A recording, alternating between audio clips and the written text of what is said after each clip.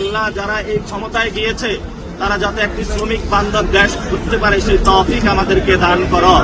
হায় আল্লাহ আমাদের শ্রমিক ভাইদের পাশে দাঁড়ানোর তৌফিক দান করো। হায় আল্লাহ যারা আওয়ামী লীগকে পুনর্বাসন করার প্রচেষ্টা চালাচ্ছে তাদের বিরুদ্ধে আমাদেরকে দাঁড়ানোর তৌফিক দান করো। হায় আল্লাহ বিএনপি যদি যারা আমাদের ভাইদেরকে খুন করেছে তাদের যদি পুনর্বাসনের প্রচেষ্টা চালায় তাহলে বিএনপি নামক যে দলটা রয়েছে তাদের বিচারের দায়ভার তুমি তোমার হাতে তুলে নাও। হায় আল্লাহ যারা সংস্কারকে ভণ্ডুল করার প্রচেষ্টা চালাচ্ছে তাদেরকে তোমার প্ল্যান দিয়ে তাদেরকে ভণ্ডুল করে দাও তুমি। হায় আল্লাহ যারা স্বরাষ্ট্রমন্ত্রী বর্তমানে হয়েছে শিলং ফেরত একজন নেতা, হায় আল্লাহ তুমি তাকে তৌফিক দাও যাতে উনি শহীদ উসমান হাদি ভাইয়ের হত্যাকাণ্ডের বিচারটা বাংলাদেশের মাটিতে করতে পারে। হায় আল্লাহ তুমি বাংলাদেশের মন্ত্রী এমপি সবাইকে হেদায়েত দান করো যাতে আমরা একটি নতুন বাংলাদেশ গঠনের যে প্রতিশ্রুতি দিয়েছিলাম সেটা তারা বাস্তবায়ন করতে পারে।